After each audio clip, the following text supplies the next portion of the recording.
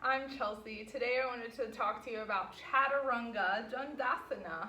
It's quite a mouthful to say, but it's one of the most common transitional poses in your typical vinyasa flow yoga class. So let's begin by coming into our all fours tabletop position, where your knees are beneath your hips, about hips width distance apart.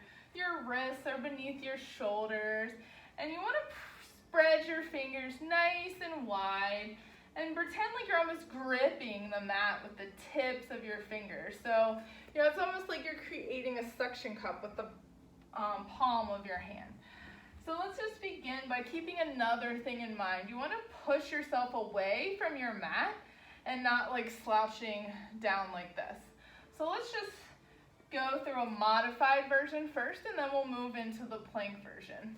So starting in your tabletop position, pushing through the mat, up through your shoulders, we're gonna lean our hips forward. So my hips are no longer above my knees, they're a little bit above, and my shoulders about like a little bit above my fingertips. I'm gonna tuck my elbows in close to my body and then just lower myself down, come back up. So that's how you practice that upper body strength. It takes a lot of strength to be able to do the full version of Chaturanga Dandasana. So if you feel good there, stay there. Practice by just doing exactly what we just did. Coming into your all fours, gaze comes forward, you move forward, tuck your elbows in close to your body so the crease of your elbows almost like facing forward, and then practice by just slowly lowering yourself down in one piece. So one thing you want to avoid is just like tucking your chin into your chest as you come down and then just kind of flopping down. So that's one thing we want to avoid. Another thing is keeping that gaze ahead of you. So it's almost like you create this straight line with your spine and your neck is in alignment with your spine. So let's go through it one more time. Pushing yourself forward, gaze is forward, tucking elbows into your body, and then practicing slowly lowering yourself down in one straight long piece.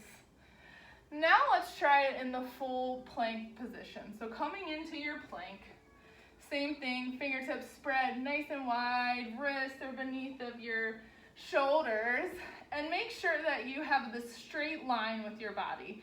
So you're not sagging down here and your butt isn't up in the air down here. You just want to have this nice straight alignment with your body. Same thing, your gaze is forward. Push yourself forward, coming onto your tippy toes. Tuck your elbows in towards your body as you lower yourself down. Coming up through your upward facing dog into your downward facing dog. Let's do another one.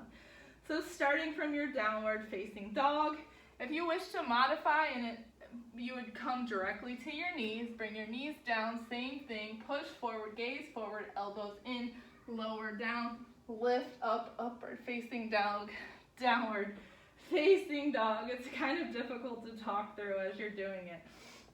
Let's do one more because it does require a huge amount of strength, and we'll go with it. Ready? Coming into your push forward, inhale, plank. Tucking your elbows in, engaging your core, tucking that belly button in towards your chest. Push yourself forward, bring your gaze forward, slowly lower down, flipping your feet, coming up into your upward facing dog, back into your downward facing dog. And like I said, it requires a huge amount of upper body strength to be able to do into that full flow. So always modifying, listening to your body, and building up, making sure you build up that muscle in order to do it to prevent any injuries.